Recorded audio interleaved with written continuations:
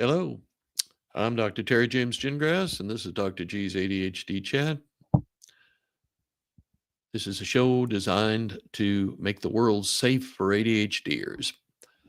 I am a clinical psychologist and neuropsychologist. I'm also the parent of a couple of ADHD kids, and I'm married into a whole family full of ADHDers. And I have been working in private practice with ADHD for more than 40 years. And that makes me very old and I guess experienced because I've seen a whole bunch of stuff and a whole bunch of things I didn't believe possible when it's supposed to be a medical sort of practice. Anyway, we have, excuse me, we have a little trouble here getting organized, but I want to talk. Last time I talked about ADHD and alcohol abuse. And not surprising, I guess, given the impulsivity and striving for action at all costs, that alcohol abuse would be a little bit higher. But it is really a pretty amazingly much higher in like 2 to 3 times as high in ADHD teenagers as it is in neurotypical teenagers. That's frankly a little scary because we know that teen drinking kills about 4,700 kids a year, and a sizable portion of them are, of course, ADHD. And we have to take this seriously, okay? I mean, it's a lot of people try to sort of, no big deal. Let them drink a beer. It's not a problem. Well, okay, alcohol abuse is a huge problem. It's a really painful sort of, I mean, frankly, alcohol causes more damage to your body and your mind than almost any drug we have that is used or abused. And that's a pretty broad statement, but it's also pretty true. And I've been working with alcohol abuse for a long time. Most of the places I was in the Air Force, and most of the places I was assigned to, I was the one who did the alcohol evaluations for the whole base. So I've seen a bunch of alcoholics. And when it gets to be abuse, it's not fun anymore. And it gets to be abuse a lot faster than many of us think. And anybody who says they haven't done some stupid things when they were drinking probably either has unusual control or is a big fat liar. Okay, so now you're worried about your kids might have a drinking problem. Okay, well, the first thing to do is to get a good, strong assessment.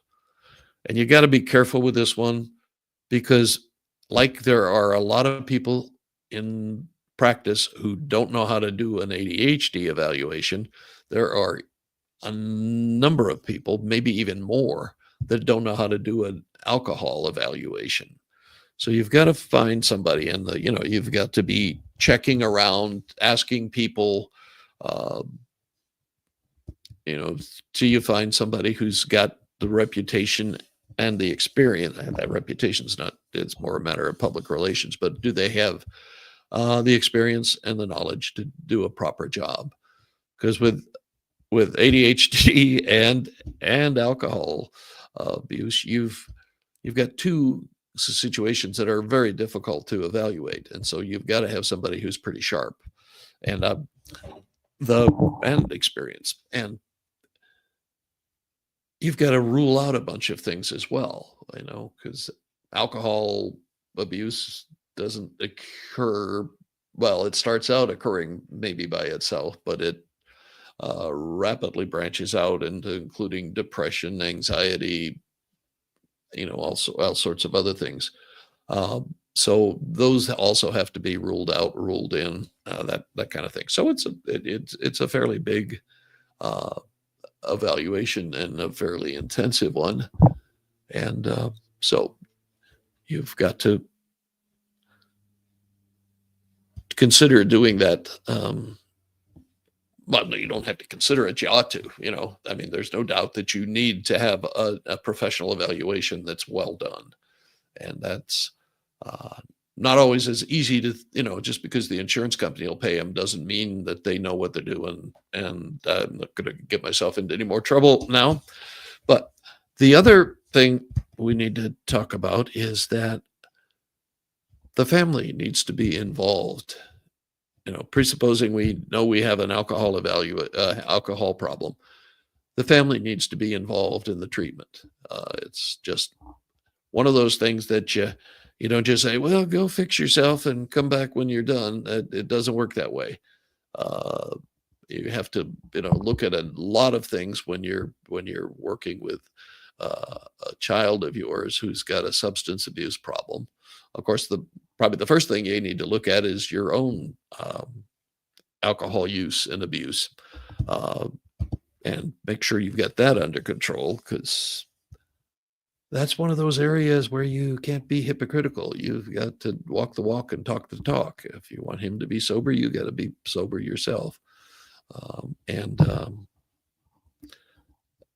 like I said, I've worked a lot with alcoholism and a lot with alcohol abuse. There's a slight difference between them. One's leading to the other, of course. But anyway, so family therapy is recommended. And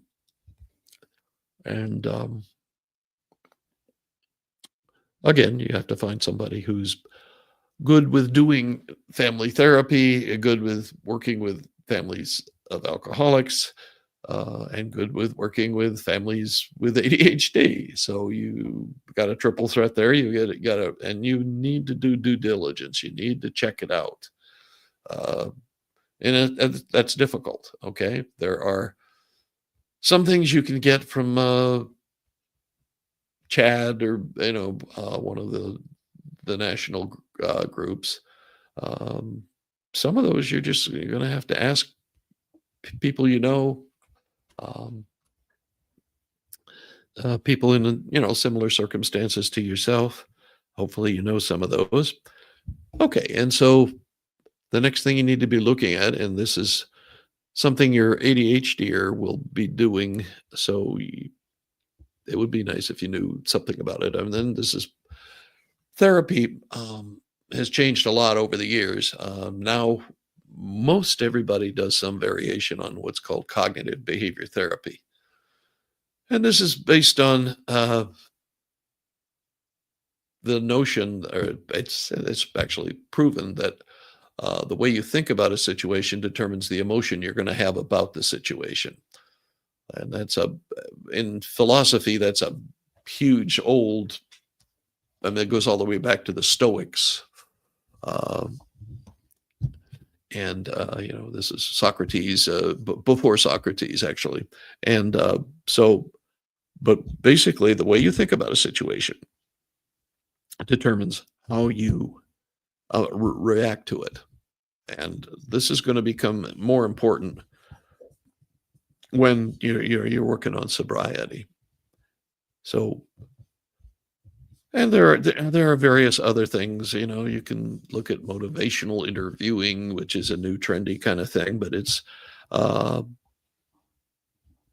basically you're focusing on the way your child, but you're not going to be doing it. Okay, this is something that a professional does. Okay, the other things you need to look at are peer support. Okay, peer support is having groups of kids with a similar problem, and it's Alcoholics Anonymous has variations of this. There are specific groups that focus on alcoholism, and especially for teens, and that's a tricky thing. Smart Recovery Teens is one such group. Again, you have to check out in your community as to what is available. Um, and I mean, AA has been around since the 1930s, and other treatments come and go uh, fairly rapidly, actually, and they don't. Um, but ADHD, I mean, AA, I got too many A's here. AA has lasted and has always endured, and is still probably the most popular uh, program for alcohol abusers or alcoholics. Um, and there are AA meetings all over the world. Um, the ones specifically for teens are a little more rare, but you go to your AA meeting. The people who have their names published and ask about uh, particular programs for teens, because obviously a teenager is going to be way more comfortable working with other teenagers. They're talking about things like this with other teenagers than with a grizzled old fella like me. Maybe they probably don't want to hear about that. Okay, now the next kind of things we need to look. Well, schools. The school.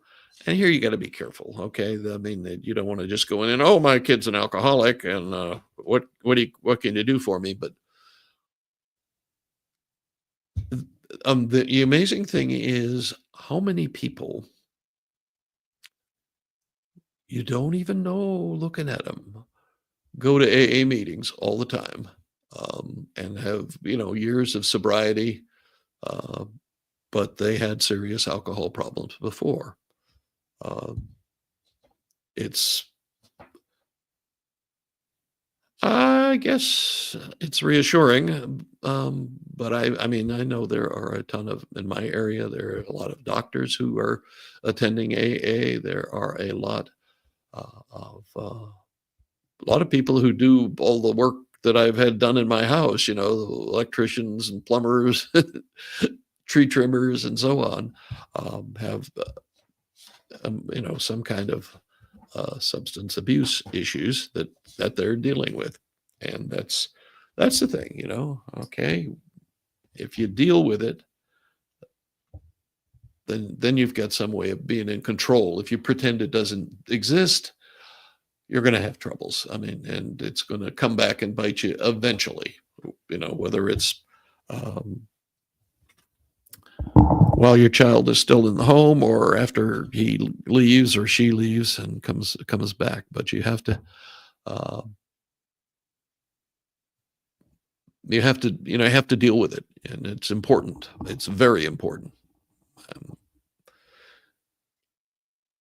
the next thing to consider, and your doctor, whoever's your family doctor or something, will likely deal with this. But there are some medications that reduce the craving for alcohol. Back in my day, the only thing we had was something called antabuse, and antabuse theoretically made you so sick you didn't want to drink again while you were taking it.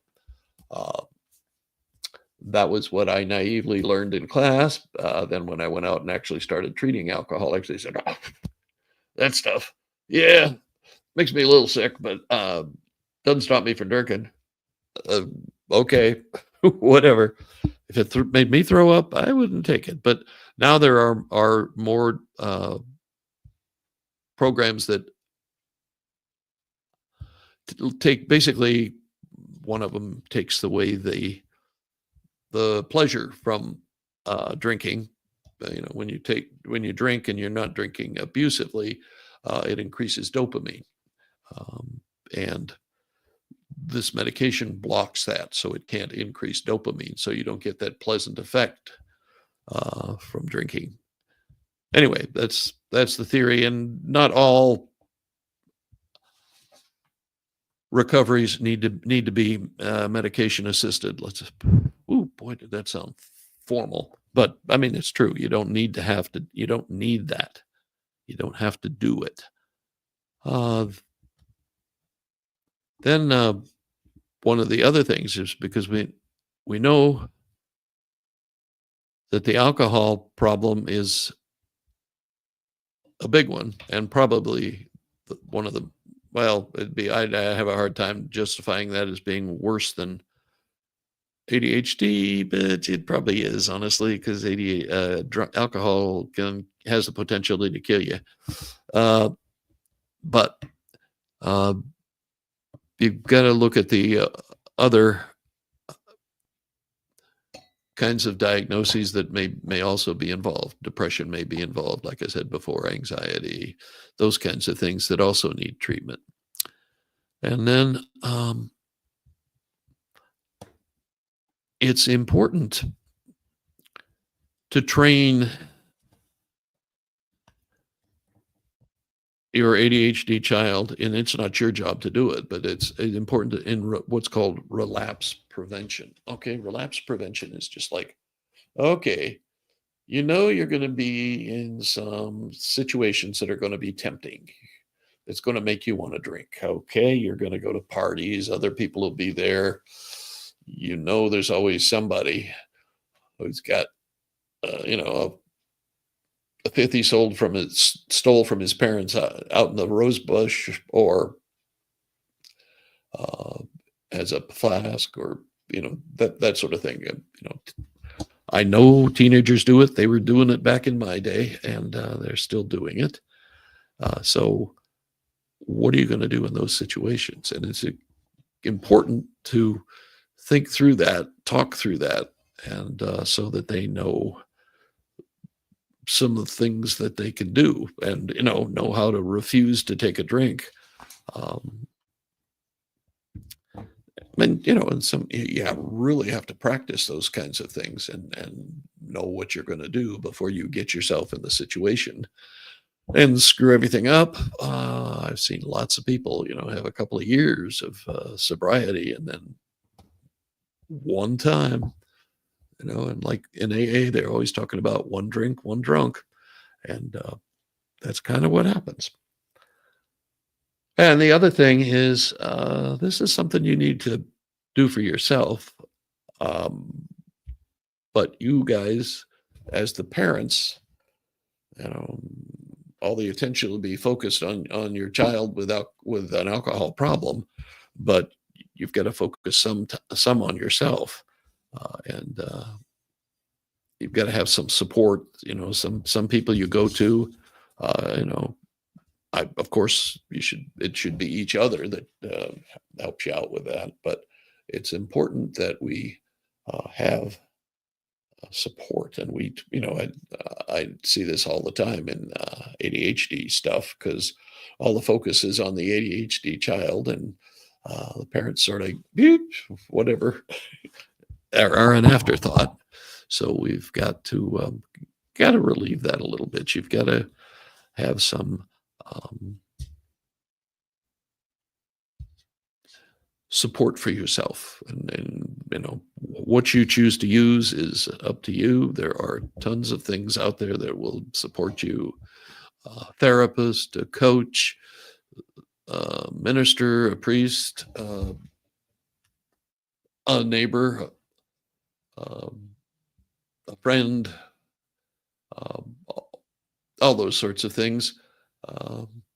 And you need to just make sure you take care of yourself. It can't be, all the focus can't be on the child. It has to be on you, because you can't be supportive of somebody else if nobody's supporting you. Hey, that might be the title of a book. I'm not sure. Okay, so that basically, that's a lot of stuff. But basically, it comes down to get a good assessment. You're going to have the family involved in some kind of therapy with your child. He's going to get some kind of therapy. CBT is cognitive behavior therapy, has been pretty much recommended by almost everybody for almost everything, but it's good and it works, and you can understand how it works. Uh, Teachers, the school, the school has counselors, but they aren't, what do I want to, they aren't clinical or they aren't medical. They're more there for school counseling kinds of issues, educational counseling kinds of things. It's not the same thing as what we're talking about.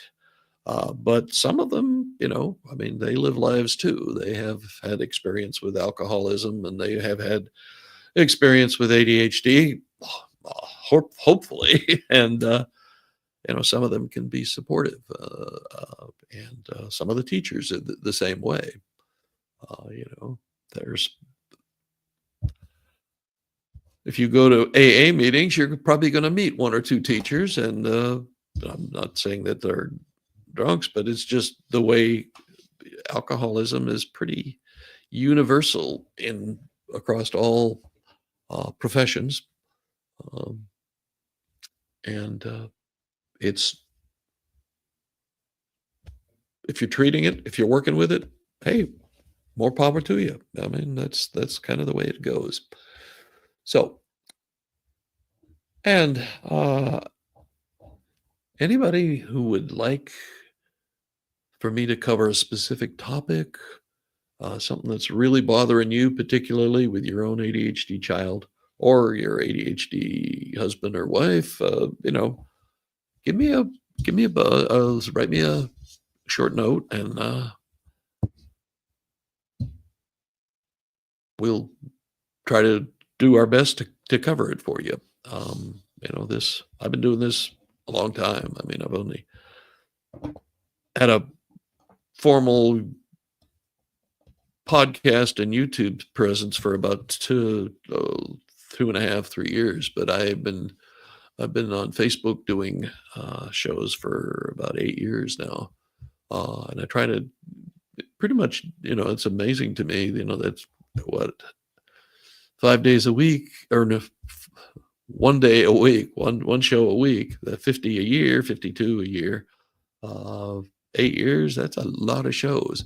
Anyway, and so I've covered a lot of stuff, but I still keep finding new stuff to do, or old stuff to do in a new way. And but you've got some ideas about some things, let me know, and I'll try do my best to help you out with that. I have a new thing I've started about, I don't know, 4 weeks ago. Have started a newsletter. If you are signed up on my list, you're getting it already. But let me know, or don't let me know. Sign up for it if you want to. You can go to my website, and that's terrygingrassphd.com. And there's a way to, you can click on a little something or other and get to the list and sign up for it. Okay, we will catch you next time. And thanks for being here.